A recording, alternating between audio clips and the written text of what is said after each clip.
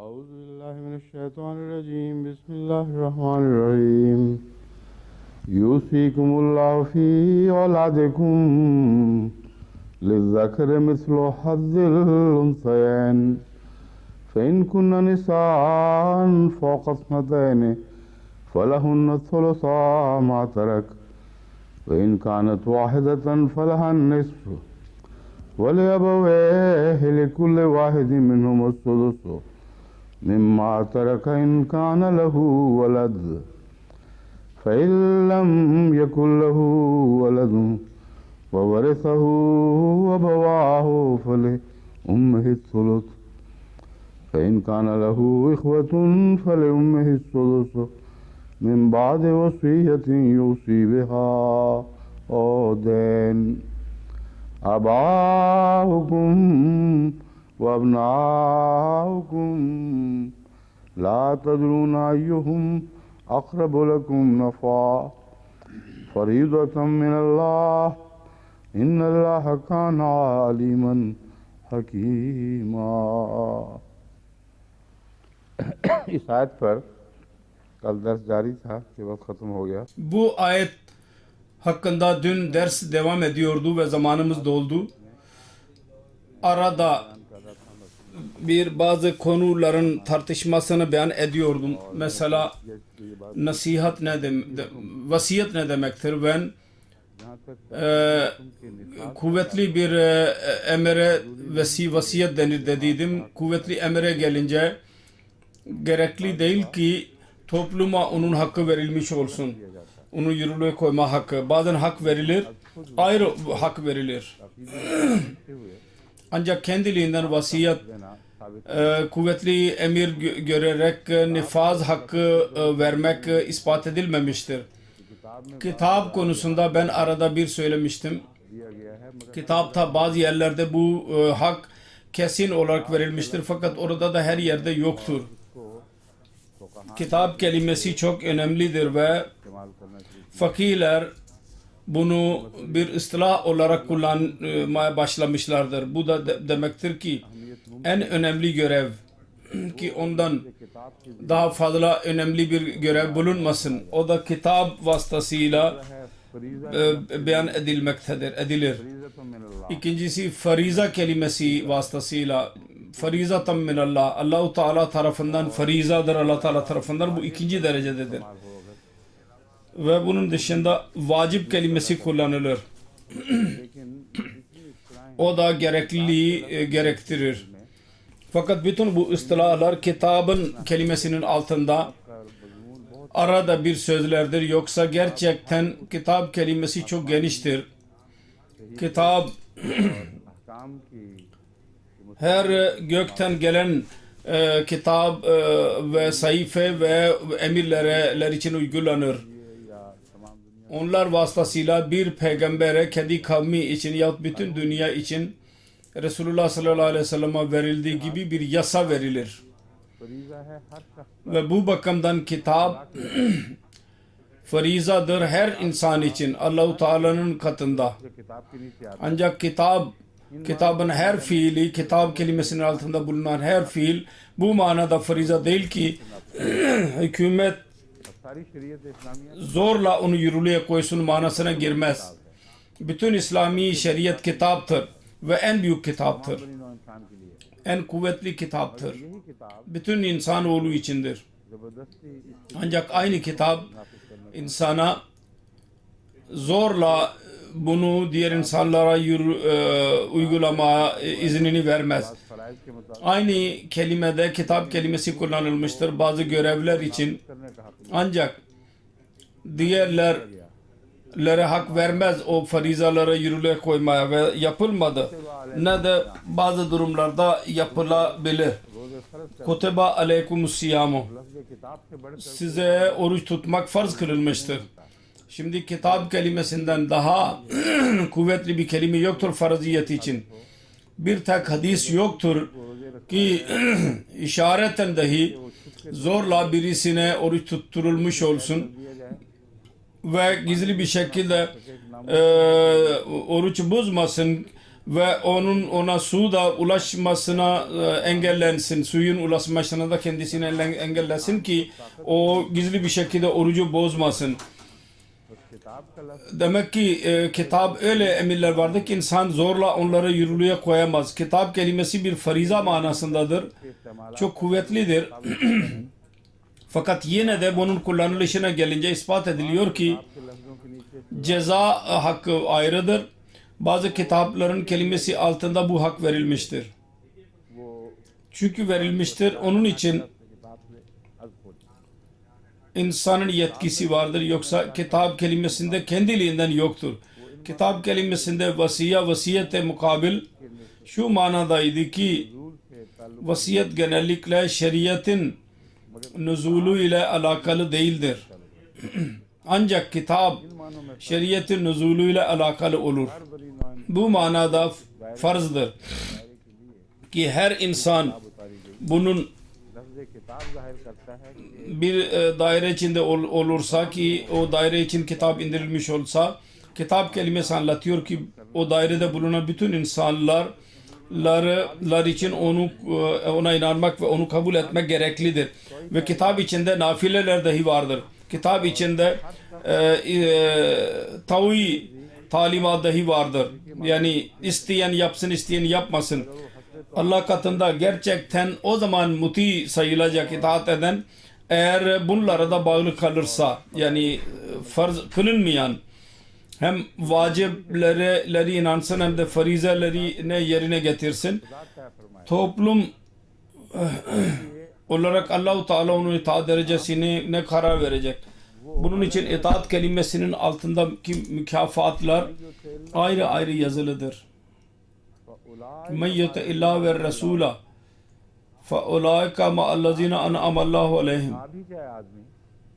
Şimdi itaat konusunun altına girerse de dahi insan, hiçbir insan bilemez ki itaat ne dereceye kadar idi, ne derinlemesi ne kadar derin idi, hangi ihlas ileydi. Farize yerine getirilmiş oldu. Kitap kelimesi uygulandı. Amel etti. Yoksa men yuti illah kelimesi kullanılamaz. Men yuti illah, her kim itaat etti Allah'a ve Resul'e itaat ederse. Şimdi zahirde itaat olduysa hepsi kesin eşit oldu. Herkes itaat etti. Ancak itaatın iç değerleri öyledir ki insanın gözü ona ulaşamaz. Ve bir itaat en az itaattır. Ona itiraz yoktur. Orada nafilede nispeten zaaf dahi olabilir. Fakat yine de itiraz edilmeyecek. Halbuki nafile kitabın parçasıdır. Onun için misal şöyledir ki Hz. Resulullah sallallahu aleyhi ve sellem'in huzuruna bir Arabi geldi. Bedevi. Ve dedi ki ya Resulullah, bana söyleyin en az şeriat nedir? Daha fazla istemem. Ben onu yerine getirirsem Allah-u Teala'nın lütfu benim aleyhimde bir delili olmasın. Resulullah dedi ki şudur, şunlardır, filanlardır ve şeriatın temellerini anlattı. Dedi ki yeterli benim için bu. Bundan az yapmayacağım diye söz veriyorum fakat daha fazla da yapmayacağım. Resulullah dedi ki eğer verdiğin söz doğru olursa senin üzerinde sanırım bir ceza yoktur. Kitap budur. Fakat duruma göre onun anlamları değişir. en aza amel etmek, nafileyi bırakmak dahi kitabın bir şeklidir ve kitapta amel etmek içindir bunlar. Ancak her birisinin durumuna göre eğer bazı parçalar, bazı kısımlar bırakılırsa kitaba amel ettiği sayılacak. Çok detaylı bir konudur. Her konuda insan araya giremez kitap meselesinde. Bazı yerlerde ben buradan gittiğim zaman vasiyet hakkında ben düşünüyordum ki öyle durumlarda da vasiyet kelimesi kullanılmıştır ki insana ceza vermeye hakkı verilmiştir. Ancak düşündüğüm zaman o hak ayrı bir ayet verdi. Vasiyet kelimesine tabi olarak kendiliğinden verilmedi. Mesela katıl, adam öldürmek hakkında vasiyet vardır. Şirk yapmayacaksınız, şunu yapmayacaksın, bunu yapmayacaksınız. Orada da insanı öldürmemek konusunda vasiyete tabi olarak beyan edilmiştir. Çıkar onu diyor Emirül Müminin. Zaman bulamadım bakmaya fakat ben kesin biliyorum, hatırladım. Vasiyete tabi olarak öyle bir emir dahi vardır ki Allah-u Teala topluma öyle emir ettirmeye hakkını vermiştir. Fakat kendiliğinden vasiyet kelimesi altında bu kendiliğinden verilmedi. Ayrı bir yasa olarak verildi. O da beyan edilmiştir ayrı bir şekilde. Bundan anlaşıldı ki kitabet olsun yahut farizalar olsun yahut vasiyet olsun, insanın hakkı, araya girme hakkı bu kelimelerin neticesinde değildir. Aksine öyle bir durumda olur ki orada Allah-u Teala kesin olarak ayrı bir şekilde bir hak vermiş olsun. Mesela hadlar konusunda hırsızın cezası vardır. Ayrı bir ayete tabi olarak bir haktır. Yoksa bütün kitap farz bakımından en üstündür. Ona kitap demek hepsi farzdır. Onun hakkında şu dahi beyan edilmiştir. La ikraha fid din. Farzdır herkes için ama cebir olamaz. Cebir nerede olamaz? Onun daha sonra kısımları vardır. Birisi bir şeriatı kabul etmezse ona o şeriatı zorla uygulamak yahut kabul ettirmek Allah-u Teala'nın işidir ve Allah-u Teala der ki ben yapmayacağım zorla, kabul ettirmeyeceğim. Ben yasa çıkardım. İzin vardır, kim isterse yapsın. Man şâ fel yu'min ve man şâ fel yakfur. Allah-u Teala bu kendisi dahi bu yetki kullanmadı. Allah-u Teala insanlara dedi ki la ikraha fi din. Dinde cebir yoktur. Ancak şeriatı kabul etmiş olan konusunda, şeriatın yürürleme konusunda cebir vardır. Öyle günahlar hakkında ki Allah Teala diyor ki bunları uygulayın. Onların öyle daha kısımları olur. Öyle günahlar vardır ki daha şimdiye kadar fakirler karar verememişlerdir. Gayrimüslime mi dahi uygulayabilir miyiz onu? Ve bazılar hakkında alemi bir usule tabi olarak insanlar zannederler ki tabi olarak bu uygulanmaya değerdir. Mesela adam öldürmek, birinin hakkını yemek, hırsızlık. Bunun hakkında kesindir ki ceza gereklidir.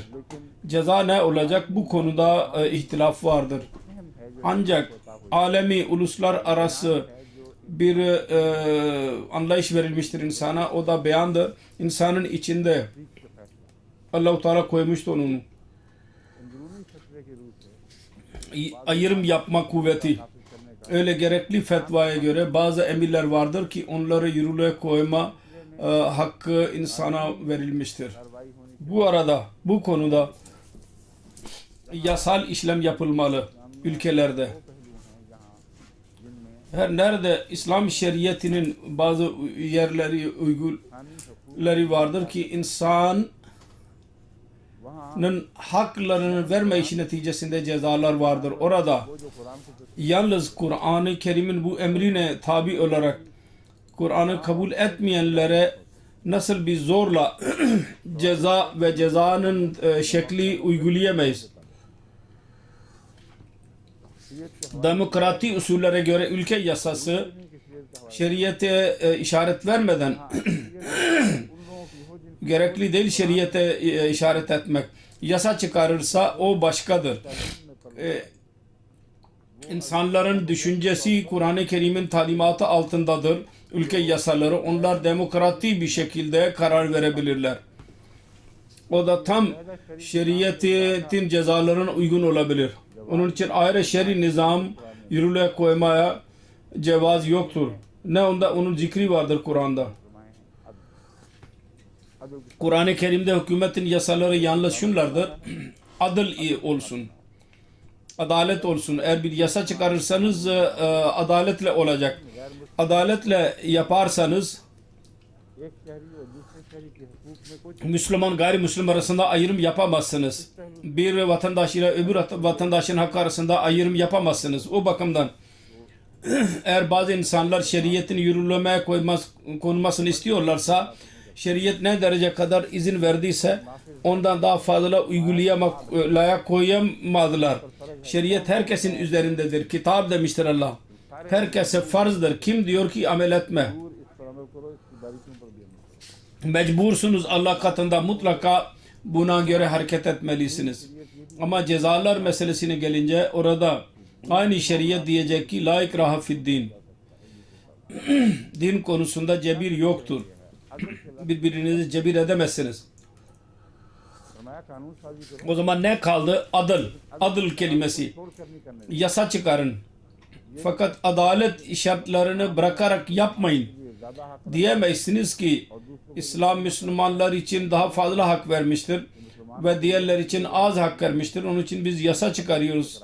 Müslümanlara şu hak verilecek, gayrimüslimlere bu verilecek. Bu adale aykırıdır. Ve adılın konusu o kadar kuvvetlidir. O kadar üstündür ki her bütün diğer usulün daha üstün tutulacak. टकराएगा, वहाँ अदल जिंदा रहेगा, कायम Her nerede bir usul bununla çelişirse adıl orada üstün kalacak ve bunun dışındaki bütün yasalar yok olacak. Bu usule tabi olarak Müslüman hükümetler yasa çıkarsınlar. Kitap kelimesinde mümkün olduğu kadar ona tabi olarak adaletli bir yasayı yürürlüğe koyabilirler. Herkese eşit olarak uygulanabilir. Şeriyet meselesine gelince o Allah-u Teala onu farz etmiştir. Size ne? Kim diyor ki namaz kılmayın? सच बोलने से तुम्हें कौन रोकता है? Kim diyor ki adaletlerde doğru söylemeyin? तुम्हें कौन रोक Kim diyor ki çocukların malını gasp etmeyin? बुराइयां करने? Kim diyor ki hırsızlık yapmayın? ये तो सारे किताब के मज़ामीन हैं। इनके लिए किसी हुकूमत का कानून तो Bunlar kitabın konularıdır. खुदा ने फरमा दिया कि Bir hükümetin yasası gerekli değil bunlar için. Allah-u Teala demiştir, başlayın. हुकूमत Pakistan Ne bekliyorsunuz? Mollalar ne bekliyorlar? Pakistan hükümeti derse o zaman Kur'an'a inanacaklar, yoksa inanmayacaklar mı? Kur'an-ı Kerim'in emri cari ve saridir. बहसते हैं और डरते हैं और घबराते हैं क्योंकि Ve bundan kaçıyorlar ve korkuyorlar. Mohammad रसूलुल्लाह सल्लल्लाहु Çünkü bu çaba isteyen şeydir. किताब के Hz. Resulullah sallallahu aleyhi ve sellem kitabın emri kitap olarak çaba sarf etti. किताब के दायरे में आने Ve öyle insanlara bunu yürürlüğe koydu ki kitabın dairesine girmek için kendilerini ileri sürdüler. Onlar kitabın dairesinin içine girdiler. Onun için başka bir kanun çıkarmaya gerek yoktur. Ayrı bir kanun yapılmadı. किताब ही किताब Ne Resulullah zamanında ne de halifeler zamanında. Bu kitaptır. Ve kendiliğinden öyle buna inanıyorlar, ona amel ediyorlardı ki gerek yoktu bir yasa çıkarmaya.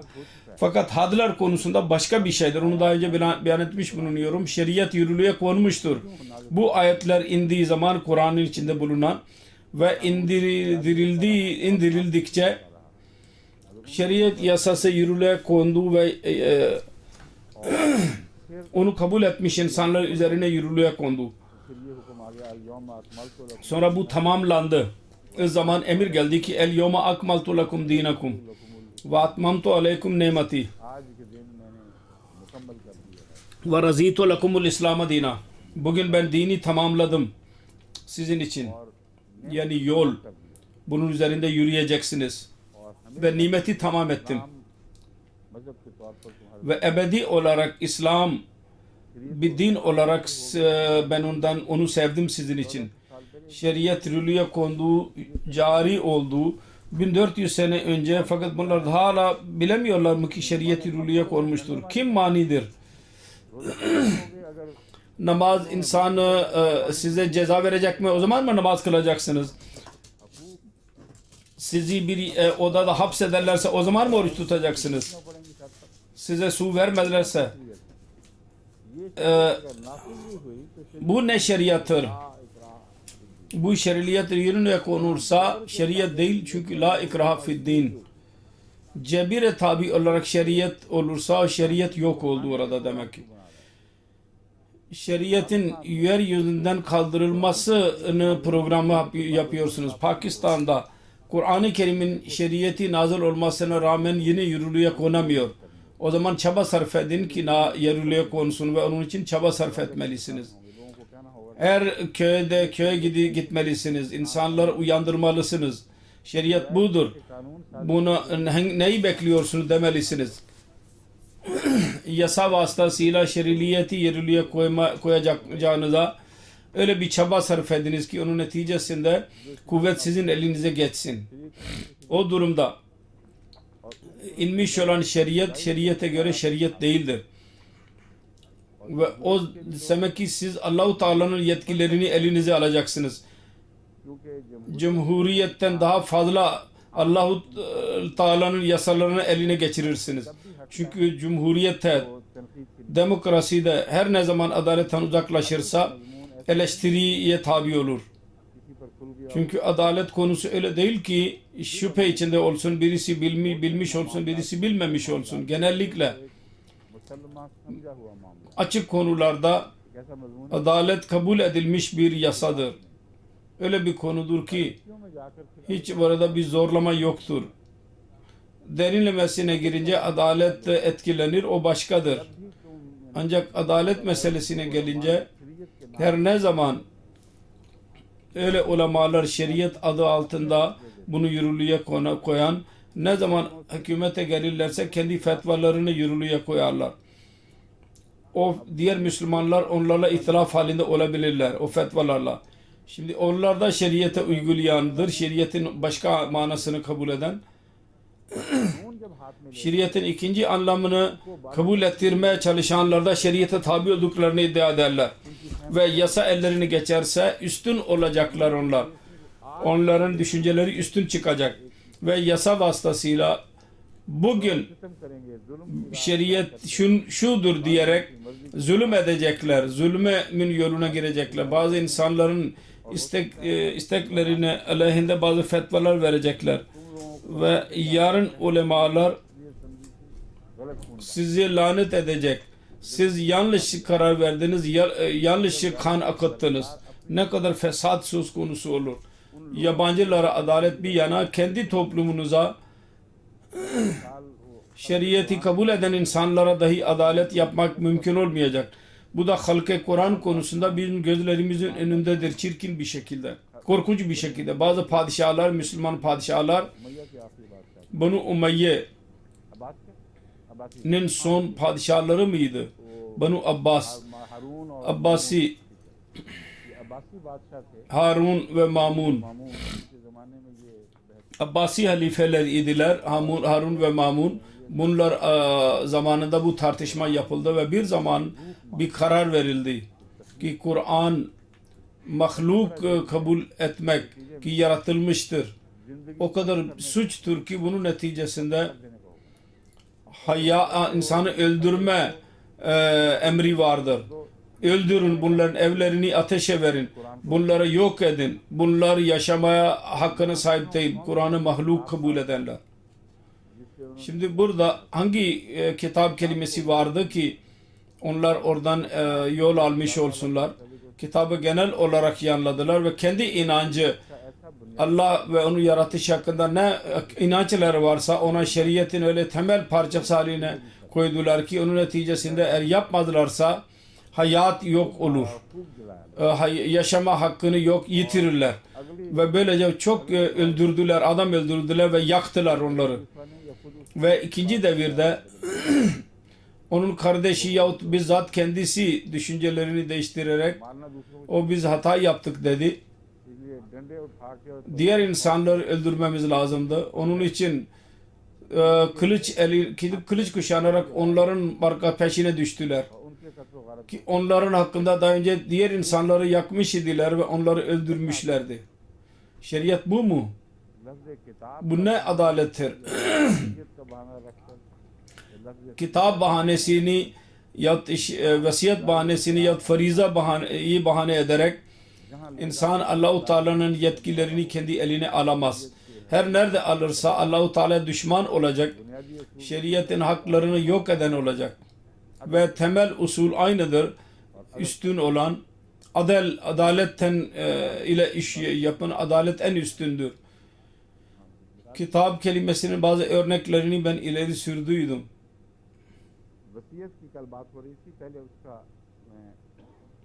Vasiyetten bahsediyorduk. Ayetlerle alakalı olarak ben onu size anlatayım.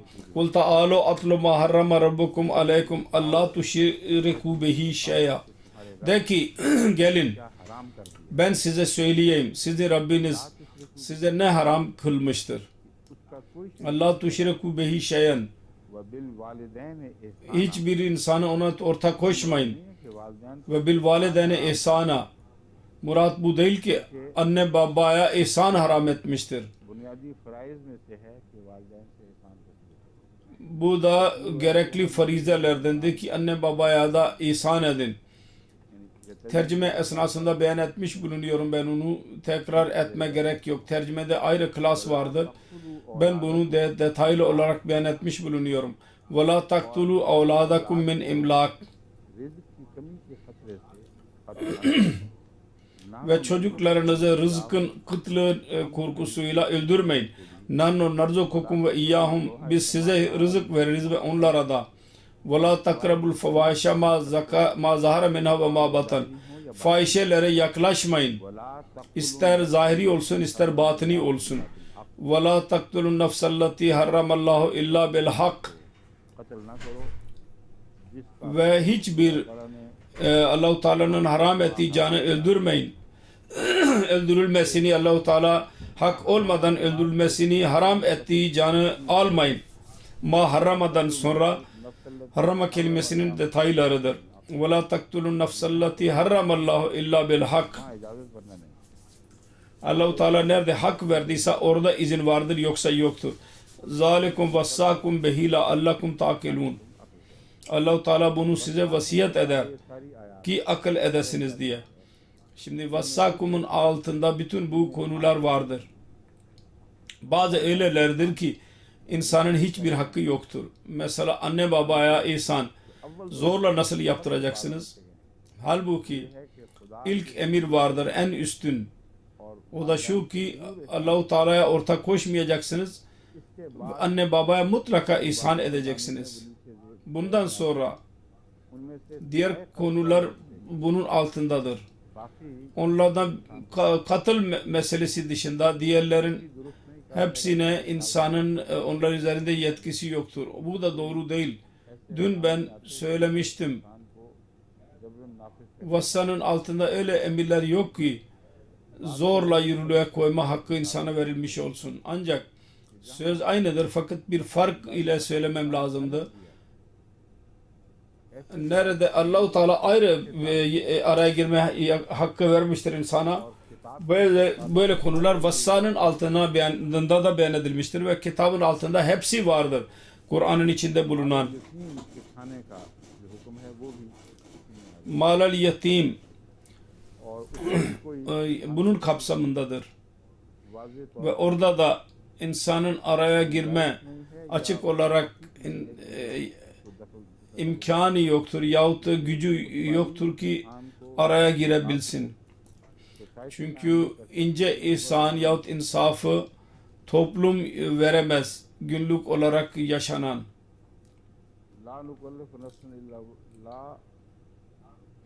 La nukallifu nafsan illa vus'aha ve izâ kultum fâdelû ve lev kâne zâ kurba. Daha sonra başka bir konudur. Konu uzayacak. İki ayet vardır. Orada vasiyet kelimesi vardır. Ve izâ ve lev kâne zâ kurba ve bi ahdillâhi avfû zâlikum vessâkum bih. Söz söylediğiniz zaman adaletle söyleyin. وَلَوْ كَانَ ذَا قُرْبَى akrabanız aleyhinde karar vermek gerekli olursa da yine de adaletli olun. Şimdi öyle bir şeydir ki insan ahdillahi of. bunu zorla yürürlüğe koyamaz. Ve bi ahdillahi avfu. Allahu Teala'nın emrini mutlaka yerine getirin. Zalikum vessakum bihi leallakum tezekkerun. फरमाई है Allahu Teala budur ki Allahu Teala size nasihat eder. कि भी हुक्म दिया है ताकि तुम नसीहत Vasiyet etmiştir वरना हाजा सिरात ki siz nasihat alasınız diye. Ve anna haza sirati mustakima. नसीहत का Bu söz Allahu Teala yazmıştır. सीधे रास्ते को पकड़ना Vasiyetin temel sözü और इसकी कहते ki bu doğru yolu yakalayın. Fattabi'uhu. बड़ा फतफर Ve buna tabi olun. जालिम Bula tattabi'u subula fatafarraka bikum an sabilihi. Zalikum vassakum bihi leallakum tattakun. Bütün kitabı amel bunun kapsamındadır. अन्ना हाजा सिरात Açıldı. ये सिरात मुस्तकीम है Anna haza sirati mustakima. Bu sırat-ı mustakimdir. किताब है Bunun hakkında emirler vardır kitap vasıtasıyla. Ancak onlara amel etme emri Allahu Teala vermiştir. खुदा Öyleler dahi vardır ki onlar aleyhinde amel yapmamak neticesinde bazen bu dünyada, bazen öbür dünyada, bazen her iki yerde azap verme yetkisini kendi elinde bulundurur.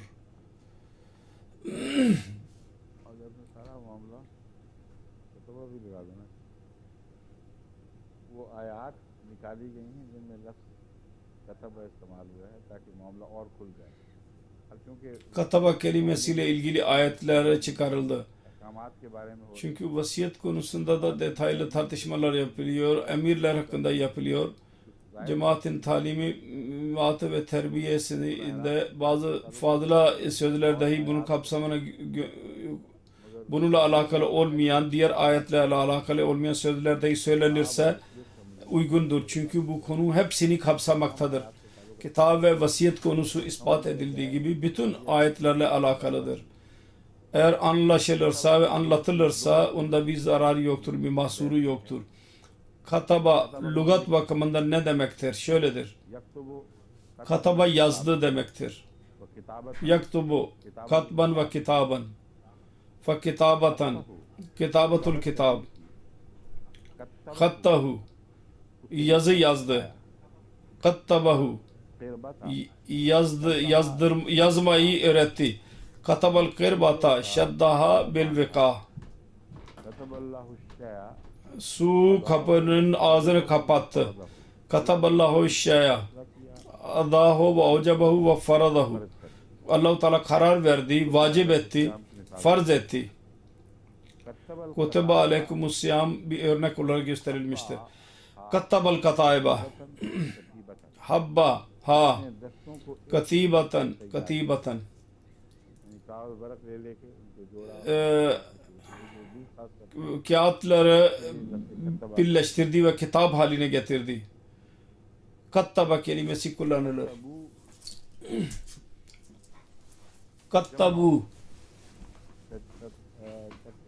tecammavu, तजम्मा इसका मतलब है takattau, tecammavu. Bunun anlamı şudur. Cash इकट्ठा हुआ Ordu birleşti. दस्ता फौज के लिए भी दस्ता Ordu bir yerde bir araya geldi. फौजी एक जगह Yavaş yavaş तकत्तबु का लफ्ज़ इस्तेमाल होता है bir yerde toplandılar. Onun için takattabu kelimesi kullanılır. बात तहरीरें Al kitabu as-suhufu. साला Ve yazılmış olan yazılar. Al-Risala mektup.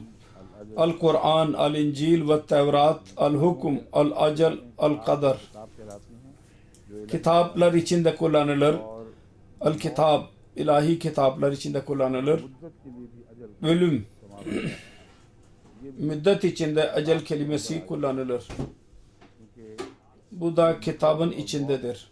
लिखी गई थी Çünkü bu ölüm तो फजाओ yazılıdır. खतब किताब Al-Kadru, kadere dehi denir. और इक्ततबा बतनहु Kitap denir.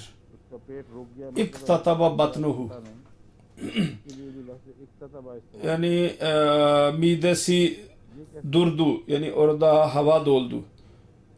Bu nasıl oldu?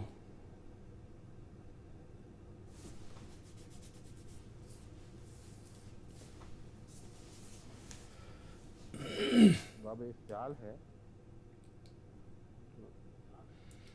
İftial babındandır. इसको आप कहेंगे Yazı kendi üzerine yazılırsa ona mı diyeceğiz? इसके खोल खोल के अलग अलग करते हैं, इसको किताबत कहते हैं, कतबा कतबा। शायद ये माना हो कि पेट गुच्छा मुच्छा हो गया, अपने ऊपर ही लिपट गया। Belki bu mana olabilir किताब हो ki mide birbirine yapıştı. या अय्युहल्लज़ीना आमनू कुतिबा अलैकुमुल क़िसास फिल क़त्ल। Ya eyyühellezine amenu kutiba aleykumul kitabu kisasu fil katla. किसास को Bu çok önemli ayettir. आगे लफ्ज़ Burada kısas farz olarak beyan edilmiştir kitap kelimesiyle. मैं इससे पहले बयान कर चुका हूँ। Bu ayet öyledir ki galiba daha önce beyan etmiş bulunuyorum bir ders esnasında. की जरूरत नहीं, पहले दरसों में आगाज में इस पे तफसील Detaylara girmeye gerek yok. Daha önce başlangıçta bundan detaylı olarak bahsettim. Kitap ne demektir? Kutiba aleykum iza hazara ahadakumul mautu आयत है in taraka khayran lil vasiyetu lil valideyne. Bu ayet अक्सर फुक़हा bugün tartışılan ayetlerle alakalı olarak fakirler beyan etmişlerdir. मुफस्सिरीन ने भी बयान Hem onlar hem de müfessirler onu beyan ettiler. जेरे नज़र Ve bunu पर रखकर kaldırarak फैसला करने की कोशिश की कि bu vasiyeti göz önünde bulundurarak karar vermeye çalıştılar ki bunun emri durumu nedir? Ve faraziyet meselesine gelince bundan daha kuvvetli bir kelime kullanılamaz. Ki koteba vasıtasıyla beyan edildi. Farzdır. Ne farzdır? İza hazara ahadakumul mautu. क्या का खैर Birinize ölüm gelince छोड़ने वाला हो, in taraka khayran eğer bir mal bırakacak olursa माल ऐसा हो जो छोड़ा जाने वाला हो, मिल biraz mal varsa terk edilecekse el vasiyetu lil valideyne वल अक़रबीना vasiyet farzdır anne baba hakkında vel akrabina ve akrabalar lehinde bil maruf maruf yolla ये मुत्तक़ियों पर hakkan alel muttakin bu müminler üzerinde haktır. हक जो फरमाया गया Şimdi muttaki diyerek hak dendi. और वसीयत Bundan birçok imkan söz konusu olur. Ve vasiyet क्या मतलब है?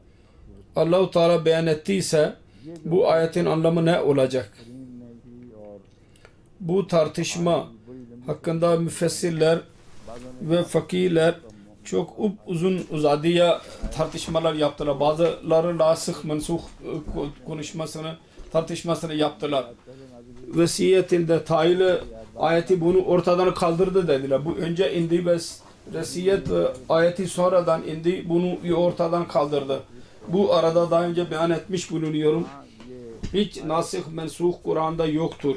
Evet, şüphe yoktur ki bu ayet जैसा कि कुरान करीम का तरीक़ा vasiyet ayetinden daha önce indi. Kur'an-ı Kerim'in yoludur. Bazı konuları yavaş yavaş açar ve topluma terbiye verir. Bir talimatı kabul etme ve zihnen ve kalben hazır olurlarsa ये वो o zaman daha detaylı talimat daha sonra gelir. Bu genel hazırlık idi. Vasiyet और उसमें अल्लाह ayetinden önce inmiş idi. जब तक Ve orada maruf kelimesi anlatıyor ki पर o ayet inmedikçe maruf üzerinde sınırlı kalındı. अगली तालीम Fakat maruf sınırlı kalmak diğer talimat acaba ortadan kaldırdı mı?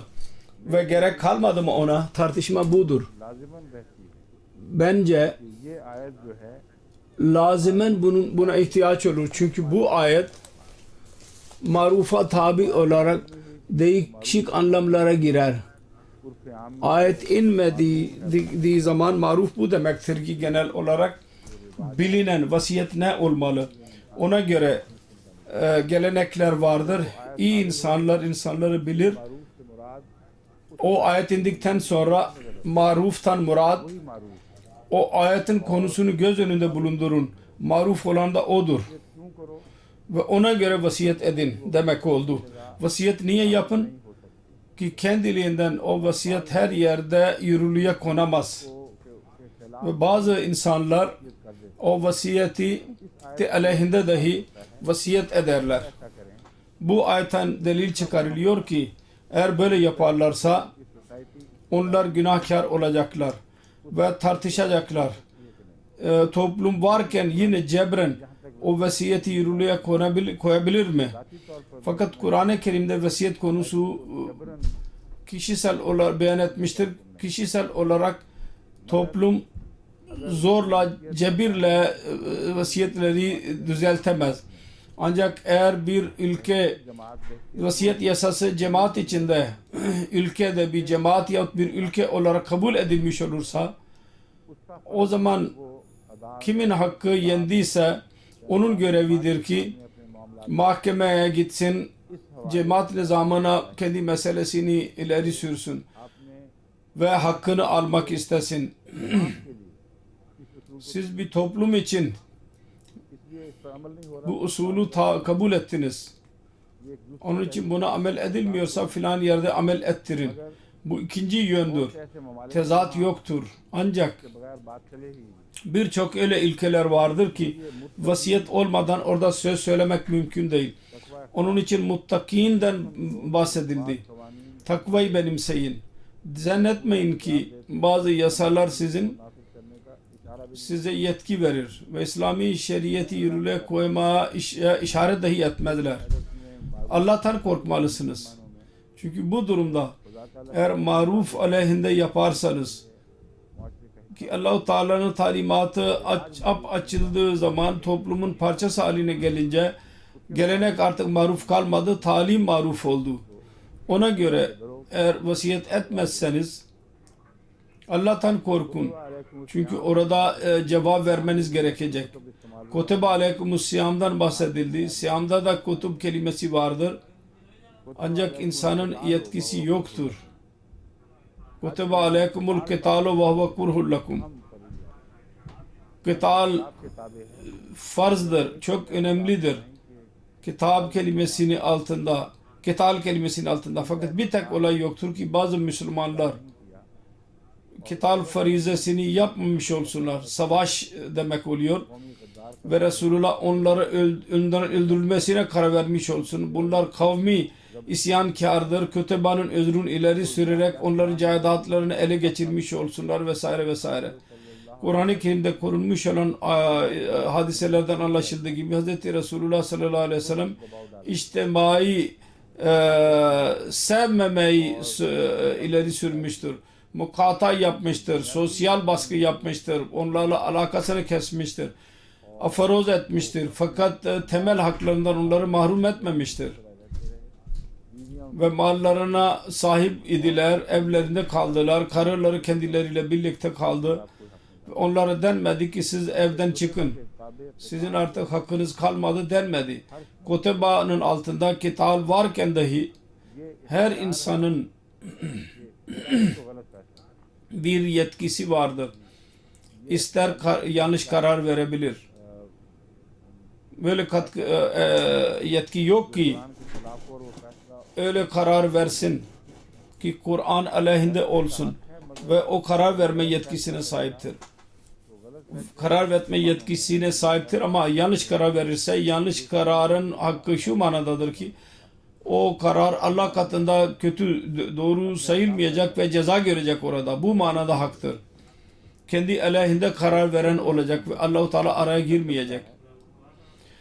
Ve huve kurhul lekum'dan anlaşılıyor ki kital öyle bir konudur ki nefsin bahanesi mutlaka olacak. Birçok insan bunu sevmeyecek. Fakat o bahaneler varken kabul etmek toplumun görevidir. Kalplerine inerek toplumun görevi değil. Hz. Resulullah sallallahu aleyhi ve sellem 3 hakkında ihlas konusunda iyiydiler ve takvada çok ileri safhadaydılar. Onlar hakkında karar verdi. Onların mukatası yapılacak. Fakat yalan söylemiş olanlara ceza vermedi. Bu Resulullah sallallahu aleyhi ve sellem'in kalbin üzerine inen Kur'an budur. Ve kendi ruhun içine kadar girmiş olan Kur'an budur. Kendi kararları aleyhinde hiçbir mollanın kararı kabul edilemez. Biliyordu ki ben nerede durmalıyım. Bilgi olmasına rağmen bunlar yalancıdır. O kalbine inme iddiasını yapmadı ve bu gücünü yapmadı. Ben kalpleri okuyabiliyorum. Onu bahane ederek dahi araya girmedi. Çünkü Allah-u Teala'nın işleridir bunlar.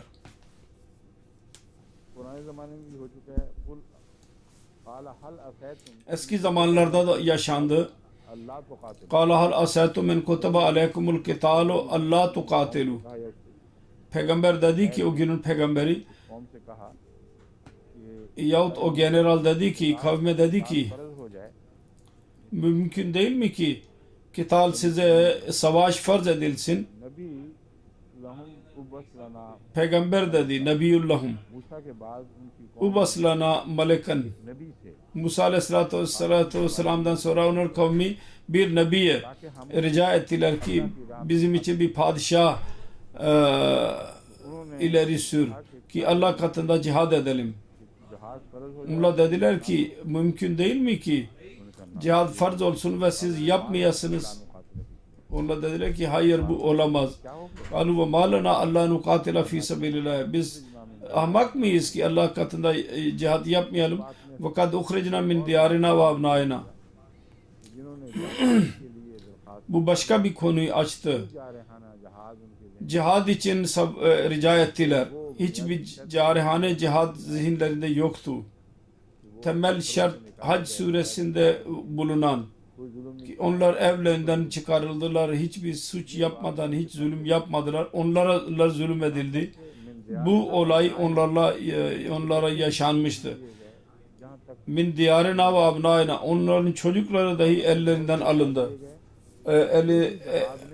Ve evlerinden sürüldüler. Yine de cihad yapmıyorlar. Allah-u Teala tarafından bir emir, bir lider onlar için uygulanmadıkça buraya kadar doğruydular. Ancak onlardan coşkulu insanlar vardı. Ağız ile söylerlerdi ama cihadın ne olduğunu anlamadılardı. Cihad emri verilirse o zaman insan anlar. Cihad farz olunduktan sonra buna girmediler. Halbuki farz olmasına rağmen terk edilmişlerdi. Fakat talep ettiler. Cihadın farizası başka bir manada gözlerimizin önüne çıkar. Cihad fiilen farz edilmiştir ancak o hak kullanılmamıştır. Farzdan bazen diğer öyle ayetler dahi vardır. Orada izin manası vardır ve cevaz manası vardır. Hz. Resulullah sallallahu aleyhi ve sellem her ne zaman evden çıkarıldı 3 seneye kadar cihad farz idi. Çünkü adlen şartlarına göre savaşabilirdi ama onu kullanmadı. Allah-u Teala tarafından uzena kelimesi söylenmedikçe, Allah-u Teala kendisine emir ve izin vermedikçe savaşmadı. Cihad etmedi. Şimdi uzena farz edilmiştir. Bu mana alınırsa ki şimdi emir vardır mutlaka savaşın. Resulullah sallallahu aleyhi ve sellem hemen saldırmalıydı Mekke üzerine. Çünkü Allah-u Teala'nın menşeine en muti olan, itaat eden Resulullah idi sallallahu aleyhi ve sellem. Fakat o zenanın manasını bu almadı ki hemen savaşın, saldırın ve öldürmeye başlayın. İzin aldı bu kelimeden, düşündü. İzin vardır eğer onlar size karşı savaşlarsa. Mekke ahalisi savaştıklarından savaş oldu. Tekrar aşırı gittiler, tekrar savaş oldu. Kitap kelimesinin altında vardır bunlar. Ve her yerde bunun anlamı genel olarak farz kabul edilen farz değildir. Sonra kutebe aleykumul katlu ila mazaciihim. Kul law kuntum fi buyutikum la barazallazina kutiba aleyhimul katlu ila mazaciihim. खुदा ने फर्ज कर दिया है वो तो निकलेंगे Allah-u Teala bazı insanlara katıl farz etmiştir. Onlar yataklarını bırakarak çıkacaklar. जहाँ उनका मरना उनका कत्ल होना मुकद्दर है। यहाँ तक Ve öldürülmeleri gereken yerlere mutlaka gidecekler. Burada kader demektir. Kuteba. के दौड़े में वहाँ पहुँचे जहाँ उनका Allah-u Teala'nın görevi değil demek ki ev bırakıp gitsinler, öldürülecekleri yere gitsinler. Nereden bilsinler onlar? फलम्मा कुतिबा अलैहिमुल क़िताल इज़ा फ़रीक़ुम मिनहुम यख़शौन अन्नास कख़शयतिल्लाह فَلَمَّا كُتِبَ عَلَيْهِمُ الْقِتَالُ اِذَا فَر۪يقٌ مِنْهُمْ يَخْشَوْنَ النَّاسَ كَخَشْيَةِ اللّٰهِ. Burada aynı konudur. Korktular, durdular fakat öldürülmediler. आगे वयस्तफ़्तूनक फ़िन्निसा क़ुलिल्लाहु युफ़्तीकुम फ़ीहिन्ना وَيَسْتَفْتُونَكَ فِي النِّسَاءِ قُلِ اللّٰهُ يُفْتِيكُمْ فِيهِنَّ وَمَا يُتْلَى عَلَيْكُمْ فِي الْكِتَابِ فِي يَتَامَى النِّسَاءِ اللَّاتِي لَا تُؤْتُونَهُنَّ مَا كُتِبَ لَهُنَّ وَتَرْغَبُونَ أَنْ تَنكِحُوهُنَّ. Burada da kuteba kelimesi şiddetli bir şekilde kullanılmıştır. Fakat öyle muamelelerde नहीं कर रहे Allah-u Teala der ki bu kitabet olmasına rağmen siz yapmıyordunuz. नहीं कर रहे Allah-u Teala'nın emrini yerine getirmiyorsunuz. जिसको Fakat onun bir cezasını beyan etmedi ki onu yürürlüğe koymak için Resulullah sallallahu aleyhi ve sellem ve onun eshablarının cemaatine emir edilmiş olsun. Bu durumdur. Nisa suresiyle alakası vardır ve Nisa suresinden alınmıştır. Ayet 128'dir. Oraya gelince biz o zaman bahsedeceğiz bunun hakkında. Tevbe suresinde इल्ला कुतिबा लहुम बिही अमलुन सालिह में भी कुतिबा İlla kuteba lahum behi amalun salih. Tede kutebadan murad के ऊपर öyle yazıdır ki insan değil Allah-u Teala kendisine yazmıştır. ऐसे लोगों को Ben farz ettim. जो ऐसी जगहों पे चलते हैं जहाँ Böyle insanlara mutlaka mükafat vereceğim. की निगाहें उन पर पड़ती हैं जहाँ की society Öyle yerde yürürler ki के साथ देखती और इंतहाई जिल्लत के साथ toplum onlara nefret eder ve düşük muamelesi yapar onlara karşı. उनको उसकी सजा दूंगा Ben onların attıkları adımda onlara mükafat vereceğim. Bu bana farzdır. Allah-u Teala onu kendisine farz etmiştir. Kutaba aleyhi ennehu men tevallahu fe innehu yuzillu hu ve yahdihi ila azabis sayir. तो अल्लाह से देखता हूँ Tavallahu'dan murad. तो दोस्ती को कहते हैं तो अल्लाह से मुराद पहली आयत में Tavalla dostiye denir. Dostluğa. Tavalla ilk ayette bazı insanlar vardır ki onlar sevilmeyen kimse, İslamiyet'in düşmanları vesaire. Kuteba başka bir ayet suretten alınmıştır. ये बाहर Siyak ve sebak burada yoktur. Onun için ben biraz durdum. Fakat bu kesindir ki खुदा ताला ने Tavallahu'dan murad öyle bir insandır ki Allah-u Teala onu sevmedi. İslamiyet'in düşmanı idi. Allah-u Teala dedi ki Allah-u Teala farz etmiştir. Kuteba aleyhi. दोस्ती करेगा Her kim दिल्लुहु व याहदी है öyle bir insanla dostluk kurarsa yudilluhu ve yadi ila azabis sayir. Allah Teala onun sapık olduğunu beyan edecek ve cehennem azabına doğru onu götürecek. अब कुतिबा का माना इजाजत का मैंने एक बताया Şimdi kuteba'nın anlamı izin söylediydim. Şimdi burada bu konuyu bitireceğim ve asıl konuya geri geleceğim. लैलत SIAM rough Allah Teala der ki हलाल Leylat-i siyame er-rafasu ila nisaikum helaldir. खुदा ताला ने Bunun detayları beyan edilmiştir. Allah-u Teala bazı ilişkilerin izni vermiştir genel günlerde. Ramazan'da onlar yasak değil, onlar da caizdir. Siz kendi nefsinize aşırı ellik ediyorsunuz. Bu tehlikeyle ki Ramazan'da eğer günlük ilişkilerimizi kurarsak ये बना रखा Allah-u Teala'nın cezasını alırız. Hayır budur ki Ramazan'da rahip olun. Hayır Allah Teala der ki hayır bu doğru değil. हलाल करार दे रहा Allah Teala açık olarak रोजे के दौरान के अलावा helal diyor bunlara. रोजमर्रा oruç zamanının dışında günlük hayat geçirebilirsiniz. Murat budur. Orucun sınırları bittiği zaman zayet oruç günlük hayata geri dönebilirsiniz. Öyle ki bütün karı koca ilişkisini dahi yapabilirsiniz. Fal ana bashiruhunna vabtahu ma kataballahu lakum. Şimdi siz isterseniz ne yaparsanız yapın. Onlarla güzel bir şekilde geçinin. Ve Allah-u Teala'nın size farz kıldığını, kataballah'ın anlamı burada her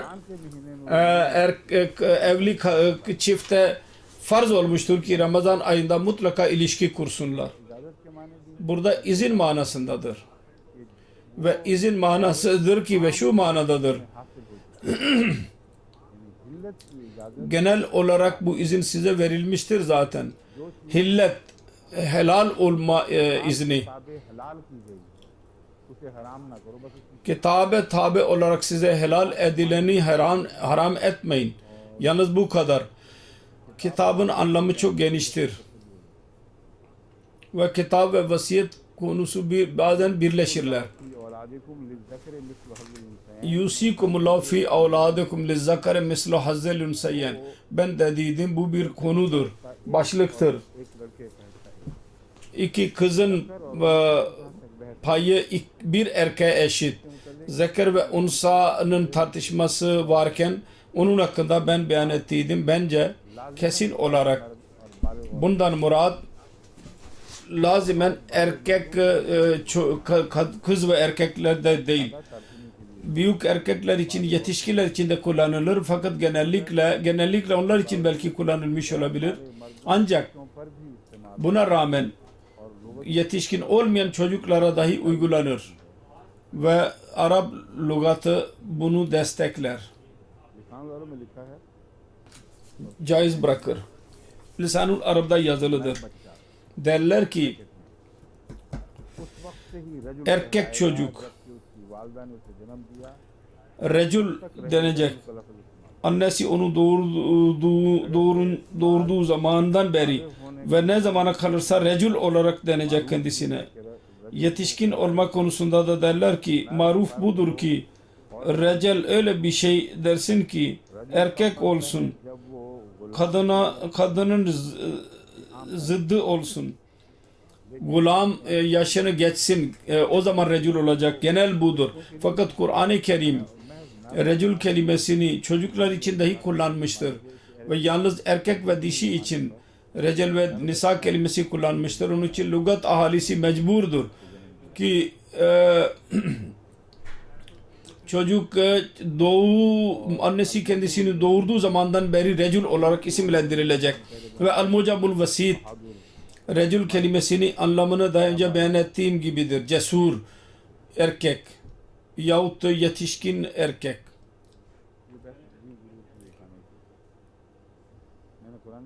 Bu tartışma yapmaya gerek yoktur. Ben Kur'an'dan ispat etmiştim. Şimdi lügat ile daha da onu destekledim. O manaları. Eğer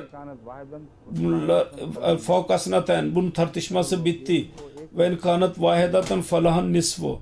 Eğer tek olursa onun için yarı olacak ve gerisi ne olacak? Vale abavehe le kulle vahidin minhumas sudus. Onun anne babası için onlardan her birisi için 6'da biri olacak. Mimma taraka imkâne lehu velad. O her ne bıraktıysa eğer onların evladı varsa. Şimdi kız dahi veledin kapsamına girer. Çünkü veledi tartışmasını yaptılar fakirler. Evlat sahibi eğer evlat sahibi değil ise kızlar nasıl varis olacak? Eğer erkek olursa o zaman bu ayet uygulanamaz. Çünkü o durumda ikinci yasa yürürlüğe konacak. 1 ve 2. Burada vali abavehe le kulle vahidin minhumas sudus mimma taraka in kana lehu velad. Her ikisi için 6'da biri olacak. Şimdi altıda biri tartışması ben size açmak istiyorum. Kur'an-ı Kerim'de şöyle bir başlık koymuştur. Yusikumullahu fi evladikum lizzakari mislu hazzil unsayyen. Lizzakari mislu hazzil unsayyen konusunu fakihler genel bir konu haline getirdiler her taksim için. Ancak bu evladekum kelimesi dahi vardır bununla bitişik. Bunu göz ardı edersek bu genel konu her yerde uygulanmayacak. Zahirde bu genel başlıktır. Fakat evladekum şartı neticesinde bu bir fazla bir sözdür. Genellikle evlad lehinde mutlaka uygulanacak ve diğerlerde gerekli değil. Bu mana eğer alınırsa o zaman bu ayetin son kısmı anlaşılır ve ilk ile bir tezadı yoktur. Bu başlığı evlad lehinde mutlaka kabul edeceğiz. Bunun dışında diğerler veresede zikri olan Allah-u Teala onlara iki çeşit vermiştir. Orada kabul etmemiz lazım. Fakat buna tabi olarak her veresenin bölünmesinde kadına bir ve erkeğe iki verilecek, bu doğru değil. Çünkü bu ayetin son kısmı diyor ki وَلَا أَبَوَاهِ لِكُلِّ وَاحِدٍ مِنْهُمُ السُّدُسُ onların anne babaları için, öyle çocukla bırakmış olan anne babaları için, her birisi için altıda biridir. Ben bunu daha önce beyan etmiş bulunuyorum. Eğer kızlar olursa ikiden fazla, iki yahut ikiden fazla, o zaman üçte biri kalır ve o da eşit olarak dağıtılır. Eğer bu olmazsa o zaman bu ayetten böyle bir usul elde edilir ki 1 ve 2'nin tartışması sonradan olacak. Önce anne babayının altıda biri, birinden her birinin altından birini kabul edin. Eğer kabul etmezseniz onlara bir şey verilmeyecek. Onun için geri kalan 1 ve 2 nispetinde olacak. Çünkü kesin payı olursa onu değiştiremeyiz. 1 ve 2 değişik durumlarda değişik manaya girer. Bunu anlatmak için biraz daha fazla açmak lazım. Çünkü bazı insanlar uyuyorlar. Onun için lazimen herkesin anlayabileceği durumda ben onu beyan etmeliyim. Murad şudur ki adamın birisi bir tane erkek ve 2 tane kızı var. Onların payları nasıl olacak? Bir erkeğe iki kadına her birisine birer parça verilecek. Tam 4 parça olacak. 2 kız ve 1 erkek. Böldüğü zaman 4 ile böleceğiz.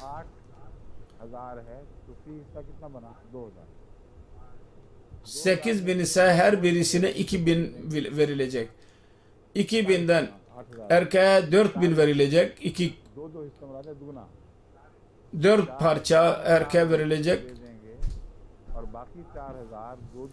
4.000 erkeğe verilecek ve geri kalan 4.000 2.000 olarak kızlara verilecek. Eğer kızlar 4 olursa ve erkek tek olursa şimdi 2'şer 4'er olmayacak, değişecek. Onun için bu bölünme değişik zamanlarda bütün caydadın terikesinin parçası değişecek. 8.000 kalacak. Fakat bunlara ne 16'da biri, ne de 10'da biri, ne de 7'de biri verilmedi.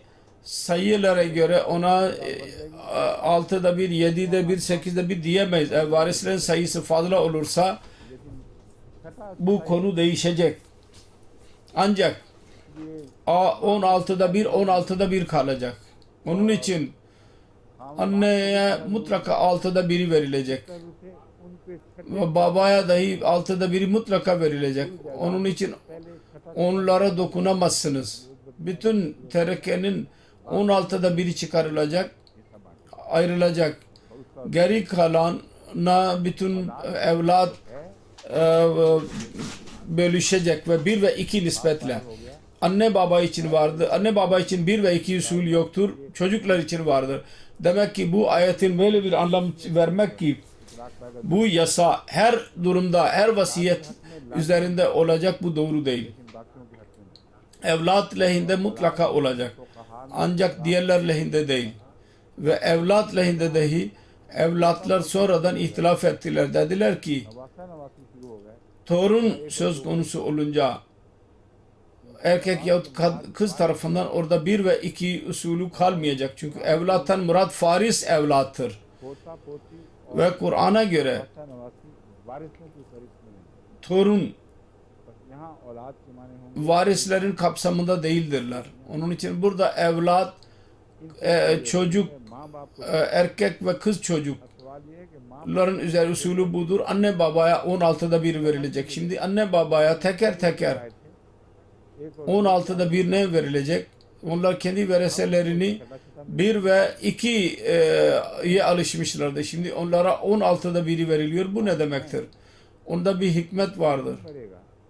Anne babalardan her kim alırsa çocuklara geri verilecek o.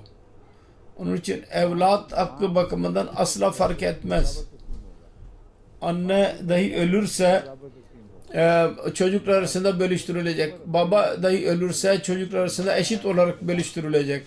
Ve onların yaşı genellikle ölen çocuk anlaşılıyor ki onların anne babaları ömrünün güzel kısmını geçirmişlerdir. Sorumluluklarını yerine getirmişlerdir. Ve uzak değil ki çocukları onları yetiştirmekte olsunlar. Onlar için bu usul değil. Nasıl babanın sorumluluğu ise çocuğa aileye bakma. Onun için erkeğe 2 kısım verildi. Şimdi onların artık çocuk yetiştirme, aileye bakmak yaşı geçmiştir. O zaman her ikisini eşit verin ki onları eğlensinler. Anne baba isterlerse istediği gibi harcasınlar. Çünkü asıl ruh 1 ve 2 ruhunun alakası çocuk terbiyesi ve ailevi sorumlulukları yerine getirmek ile ilgili. Erkeğe verilen görev bakımından biraz fazla verilmeli kendisine. Ve şimdi bu geçmiştir. Yaşlılar bakmazlar. Bazı çocuklar sonuna kadar olurlar. Bazı çocuklar süt bırakmazlar. Aynı şekilde Allah-u Teala onlara merhamet eylesin. Fakat Kur'an-ı Kerim'den anlaşılıyor ki bu aradaki bir delildir. Sizin anne babanızın sizi bakma zamanınız geçmiştir. Siz yetişkin hale geldiniz. Onlara hizmet edin. Siz onlara yaslanacağınıza siz onlara hizmet edin. Ve illem yekullahu veledun ve veresahu abavahu fale ummehi sudusu. Eğer hiçbir çocuk olmazsa ve veresahu abavahu fale ummehi sulus. Sulus yerine burada sulus dedi. 3'te 1'i. Fakat babanın zikri yoktur. Eğer bir evlat olmazsa ve varesahu abavahu fale ummehi sudus, çok derin bir konudur. Bunu iyi açarak bilmemiz lazım. Orada 3'te biri niye demedi? Orada 1 ve 2 konusu geri gelmiştir. Onun hikmeti şudur ki eğer evlat yoksa bu her ikisinin elde ettiği evlata geri gelecek. Kız kardeşi erkek kardeşine geri dönecek. Eğer onlara geri gelirse o zaman günlük kazançta kocanın daha fazla payı vardı karıya nazaran. Eğer orada eşit yapılırsa gizli bir adaletsizlik olurdu. Babanın akrabalarına karşı. Çünkü günlük hayatta kazanç baba bir çaba sarf etmiştir ve kızlar tarafından anne ve babaya arasında eşit dağıtıldı. O oğullarına geri gelemez, akrabalarına geri gidecek. Anne ölürse अलग onun kocasının kardeşine verilmeyecek. एक का जिक्र Kendi öz kardeşine verilecek. ज़करे मिस्लो Burada birin zikrini diyerek Allah-u Teala lizzakare mislu hazil unsayyen usulünü burada tekrar canlandırmıştır. Canlıdır ama सूरत में tekrar onu uygulamaya koymuştur. Bu durumda geri kalan 3'te 2 babanın olacak. فَاِنْ كَانَ لَهُ اِخْوَةٌ فَلِأُمِّهِ السُّدُسُ तो Eğer onun kardeşleri olursa فَلِأُمِّهِ السُّدُسُ مِنْ بَعْدِ وَسِيَّةٍ يُوصِي بِهَا أَوْ دَيْنٍ मरने वाले के अगर भाई Ölenin eğer kardeşleri olursa ना हो तो फिर भाई erkek kardeşleri hakiki varis olmazsa o zaman erkek kardeşlerin payı olur, hakları olur. Eğer bu doğruysa ki babanın kardeşlerinin hakları yahut akrabalarının hakkı मरने 1 ve 2 usulü beyan edildi. O zaman ölenin erkek kardeşleri de olabilir. Oğlanlar değil ama kardeşler olabilir. Onların zikri gereklidir ve onların zikri vardır. فَاِنْ كَانَ لَهُ اِخْوَةٌ Eğer onların kardeşleri varsa o zaman anneye 3'te 1'i verilmeyecek. का हक जो है 6'da 1'i olacak. बीच में Onun için kardeşlerin hakkı इसको हिजाब araya girecek. किस हद तक हिजाब है अगर Buna hicab derler. Ne derece kadar hicab vardır? Ulemalar çok tartıştılar. मगर Daha sonra ben onları size açacağım. के बाद पढ़ने के बाद Ancak bütün bu tartışmalara baktıktan sonra से में bir şey kesin olarak ispat edilir. उलमा Ki veresede मज़ाहिब यानी फ़िरक़ों के उलमा değişik ulemalar, बहुत हद değişik devirlerde, değişik fırkaların ulemaları को छोड़कर फ़ुरूआत में दखल देती है usulleri bırakarak बुनियादी detaylara burnunu soktular, araya girdiler. Asıl talimat Allah-u Teala ileri sürdüydü. Ondan uzaklaşarak बात दर bazı hadislerden delil çıkararak delilden delil çıkardılar. जो बुनियादी Ve onun neticesinde o kadar fark yaratıldı ki temel yasalar, önemli merkezi yasalar da sanki bir terik şeriyet yoktur. Birçok şeriyetler vardır gibi geliyor insana. Ne yaparsanız caizdir. Eğer bu caiz ise o da caizdir. O caiz ise bu da caiz. Eğer bu haram ise o da haram olabilir. Onun için bütün şey karışık o haline geldi. के साथ simple Çünkü bu tehlikeli bir şeydir ki Kur'an'a bağlı समझ कर गौर करके kalalım. रहनुमाई लेने की बजाय Kur'an'ı anlayarak जल्दी ये कोशिश ondan yol bulma yerine eğer insan acele olarak सहारा ले ले bunu bırakırsa ve derin düşüneceğine başka bir şeye güvenirse geleneklere yahut geçmiş olan ulemaların kararlarına o zaman kendisini de sapma imkanı çok üstündür ve bu olmuştur. इन्हीं बातों में Daha sonra referansları okuyacağım zaman siz anlarsınız ki ne kadar ihtilaflar vardır bu konularda. Şimdi bu ayete geri geliyoruz. فَاِنْ كَانَ لَهُ اِخْوَةٌ فَلِأُمَّهِ السُّدُسُ مِنْ بَعْدِ وَسِيَّةٍ يُوصِي بِهَا أَوْ دَيْنٍ Eğer onun erkek çocukları olmasa ve kız erkek kardeşleri olursa o zaman 3'te 1'i anneye verilmeyecek, यहाँ एक और 6'da 1'i verilecek. उसको सुलुस मिलेगा Burada başka bir tartışma yapıldı. क्या मिलेगा सुलुस 6'da 1'i verilecek. Babaya ne verilecek? 6'da 1'i mi yoksa 2/3 मिलेगा ये भी Üçte अपने अंदाजे से 3'te 2 mi verilecek? Şimdi ulemalar bunu da tartıştılar. पहले भी जिक्र नहीं किया यहाँ भी जिक्र Annem babanın hakkı का मतलब है daha önce beyan edilmedi, burada da beyan edilmemiştir. वो मुसलमान Anlam şudur ki o kabul edilmiştir. हो सुलुस Kabul edilmiş hak 1 ve 2 usulü tabi olursa sulus durumunda 3'te 2 mutlaka babaya verilecek. माँ भी हो Kardeşler olurlarsa ve anne ve baba dahi olursa anneye 6'da 1 verilecek. O zaman babaya तो 1 और 2 का हक 3'te 1'i verilecek. अगर उसको O zaman 1 ve 2 hakkı yerine geçer. Eğer ona 3'te 2 verilirse o zaman bu hakkı olmaz. ये माँ के हिस्से को Bundan zahiri delil şöyle çıkar. हिस्सा Annenin payını kesinleştirmekle Biz babanın ismini payını delil olarak çıkardık. Birinci seferinde böyle yaptık. İkinci seferde de aynı şekilde yapmamız lazım. Bazı fakirler bununla ihtilaf haline geçtiler. Onun zamanı gelince ben onlardan bahsedeceğim. Abnaukum ve la tadruna ayyuhum akrabu lakum nafa. Abaukum ve abnaukum. Bence bu ayet ile kesinlikle ispat ediliyor. Asıl vesiyette ruh öyle alakalar üzerinde etkileyici olur ki babanın çocukları ve çocuklarının çocukları üzerindedir. Ki sorumluluk vardır onu bakmaya. Eğer anne baba yaşlı olursa ve onlar geçemiyorlarsa insanın üzerinde farzdır ki onlara baksın. Onlar nasıl çocukluğunda size baktılarsa siz de aynı şekilde onlara bakın. Asıl veraset konusu hayatta birbirine bağlılıktır. Sonradaki çocuklar sonradan bunlar ortada bulunmasa o zaman onlar ortaya çıkar.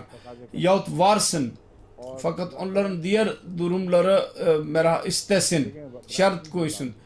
Allah-u Teala onların da öyle yerle bırakmış olsun ki bunlara göre kesin olarak beyan etmiş olmasın. Tabi olarak onlardan bunlara verilebilir. Özet budur. Son söz Allah-u Teala şöyle dedi, özet olarak beyan ettiğimin yardım ediyor. Abaukum ve abnaukum la tadruna ayyukum akrabu lakum nafa. Sizin anne babanız ve evlatlarınız vardır. Siz bilemezsiniz. Kim sizin için fayda bakımından daha size yakındır. Yani bilemezsiniz. Kim daha önce ölür ve kim sonradan ölür. Siz yaşarsanız ve çocuklar vefat edebilir. Yahut siz yaşarsanız anne baba ölebilirler. Yahut siz ölebilirsiniz.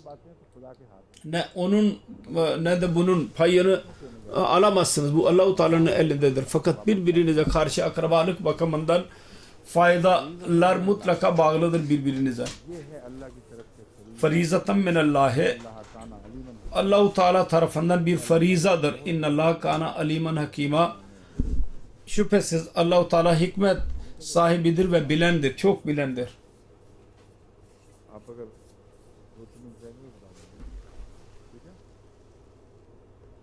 2-3 dakika kalınca bana söyle. Tamam mı? Vasiyet hakkında lügat kitaplarında yazılı şudur. İsa'nın ismi vasiyettir, çoğulu vasayadır. Bazen vasiyet hangi şey vasiyet hakkında vasiyet edilirse ona da vasiyet denir. Yani tereke dahi vasiyet denir. Hazehi vasiyetuhu al Musa bihi. Vasiyet edilmiş olan bu onun vasiyetidir denir. Vasayallah. Allah-u Teala'nın kendi kulları için gerekli kıldığı işler. Mesela anne babaya saygı göstermek vesaire. Halle lugat. Denun. Dana yedinodan mastardır. Denun olur. O borç. Eğer dana denirse bunun anlamı şudur. Bir insan başkasına borç verdi. Borç aldı. Eğer if'al sigası kullanılırsa borç aldı demek olacak. Borç verdi demek olacak. Her kelimesini okuyacağım. Dintur racula. Ben bir erkeğe dana ifşini yaptım. Yani ona borç verdim. Ve borç aldım. Dana borç almak. Adanto denirse ben idan yaptım ifal babında den yapılırsa adanto denirse dinto yerine adanto denirse selasi mücerred olacak. Bunun anlamı budur ki ben ondan borç aldım.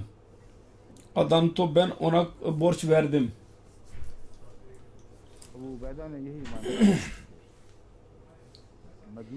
Abu Ubeyda aynı anlamını beyan etmiştir. Madin yahut medyun मैंने उससे कर्ज लिया borçluya denir. अदन तो Adintohu ben ondan borç aldım. कहते हैं जिनको Adanto यानी bazı dillerdeki dinto gibidir. मशहूर अबू Ubaida Bir lugat ahalisi meşhur Abu Ubeyda भी कहा जाए fark ediyor. Bazı kimseler derler ki Adana dahi denirse aslında dintonun anlamıdır. Fark yoktur aralarında. ये बाकी गाना यदीनों की बहस है मैं Geri kalan Dana Yedinun'un tartışmasıdır. Yalnız lügatın incelikleri vardır. Daha fazla detaya gitmeye gerek yoktur. Özeti beyan edilmiştir zaten. O da gereklidir sizin için. Mesela Dana fulanı dendiği zaman denir ki talep etmek için dahi kullanılır. Borç talep etmek. को छोड़ दें Siz ne Arapça konuşacaksınız onun için bunu bırakın.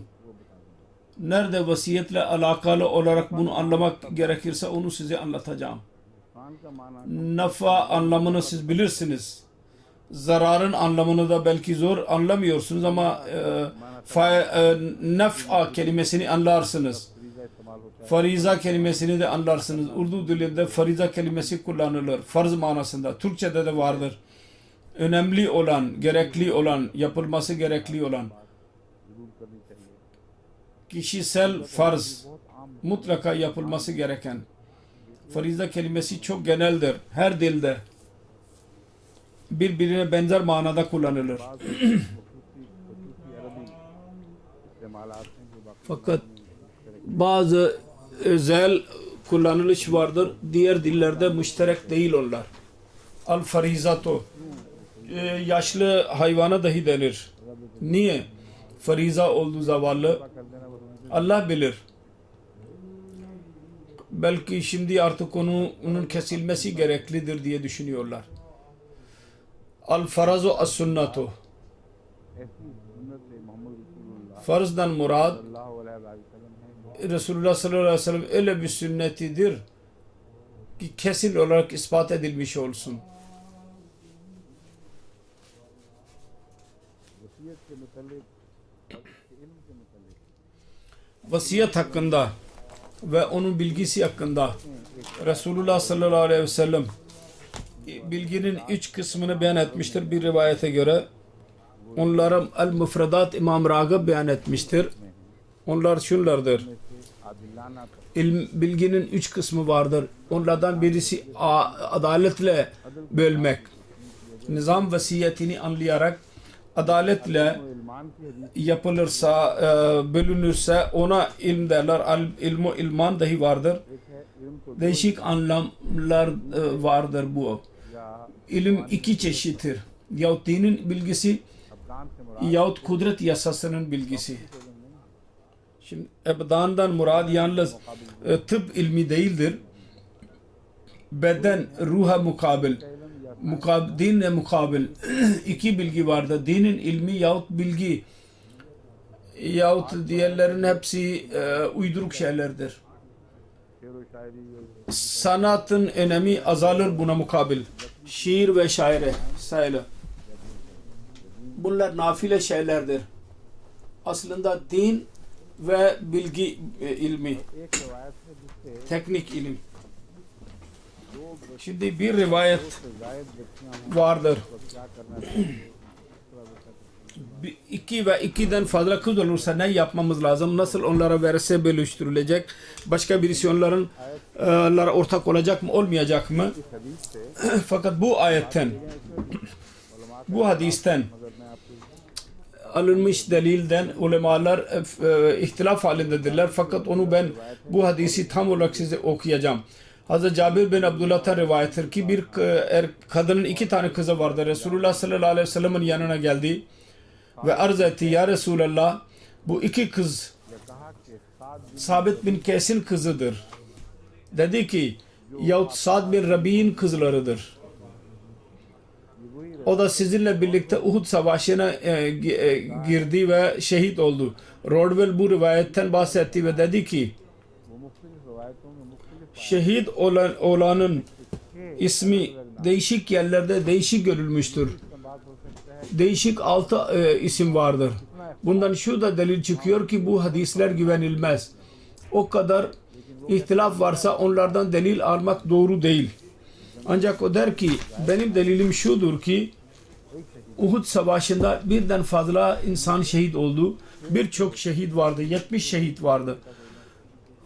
Onlardan 6 tane olabilir ki kız ve erkek sahibi olmasın. वाले अपने शहीद Onlardan bazen bir kadın geldi. और नाम Ölen şehidin kocasını zikretti. Başka isim ile. Başka birisi başka bir isimle. Bu rivayette de bu tekrar edilmiştir. हो सकता है दोनों की Ya İbn Kays dedi ya Sa'd bin Rabi dedi. मगर Her ikisinin dulu gelmiş olabilir. हाल İkinci rivayetten anlaşılıyor ki bu rivayette औरतों का जिक्र मुमकिन नहीं है क्योंकि iki ayrı ayrı kadının zikri mümkün değil. Çünkü ondan sonra her ikisinin amcası onların terekesine eline geçirdi zorla. हाँ, हो सकता है कि İmkan olabilir. रिवाज के मुताबिक उन्होंने समझा हो कि मर्द शहीद होने वाले Arap geleneğe göre zannetmiş olsun ki şehidin hepsi bütün malı benimdir. सब कहते हैं सूरह Bu kızlar için ne baki kaldı diye sordu. O zaman dedi ki Nisa suresi nazil oluyordu yahut olmaktaydı. Ondan sonra bu ayet indi. Yusikumullahu fi evladikum ilal ahir. Allah-u Teala size evlatlarınız hakkında emir verir. रसूलुल्लाह सल्लल्लाहु अलैहि वसल्लम ने फरमाया Diyor ki bana Resulullah sallallahu aleyhi ve sellem dedi ki को बुलाओ bu kadını बुलाओ और ve माल पर जो aleyhinde dava açılmış olanı da çağır. या जिस पर इसने दावा किया उसको भी बुलाओ आपने इन Bunun aleyhinde dava açtığını da çağır. Her ikisinin amcasına dedi ki bunlara 2/3'sini ver. दो तिहाई हिस्सा पाएंगे और उन दोनों Bu iki kız 2/3 alacaklar mutlaka. Ve her ikisinin annesine 1/8 verilecek. आठवां Ve baki kalan kardeşe verilecek.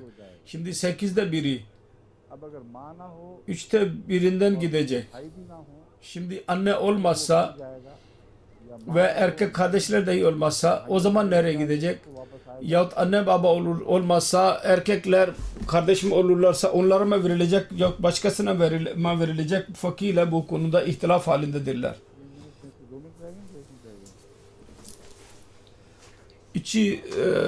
गए 2 dakika arasından 2 dakika mı kaldı? अमा राजी ने ये बहस आई है कि अरब Allame Razi के मुतबन्ना को भी दिया जाता bu tartışma yaptı ki Araplarda nasıl gelenek vardı mutabanna dahi verilirdi filana dahi verilirdi.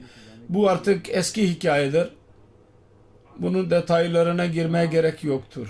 इस्लामी कानून को समझने के लिए इस पस मंजर की जरूरत है वहाँ उलमा का काम है। İslami yasayı anlamak konu meselesine gelince ulemalar onu da anlasınlar. वसल्लम की विरासत की जायदाद की Hazreti Resulullah sallallahu aleyhi ve sellem'in verasetin terekesinin tartışması başka bir konudur.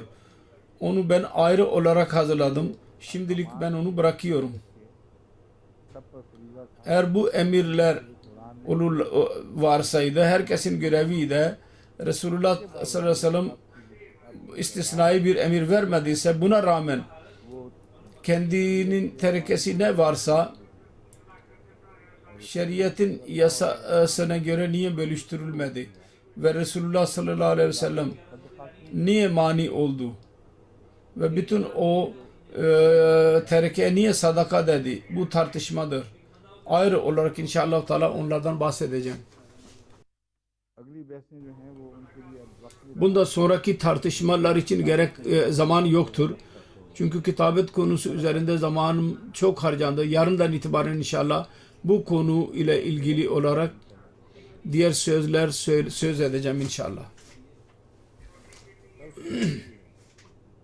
Yarından itibaren bir gün sonradır. Sen güzel bir fakih olabilirsin diyor Emirül Müminin. Kelimesel olarak. आने वाला जो Selamun aleyküm ve rahmetullahi ve berekatuhu. Gelecek gün. Selamun aleyküm ve rahmetullahi ve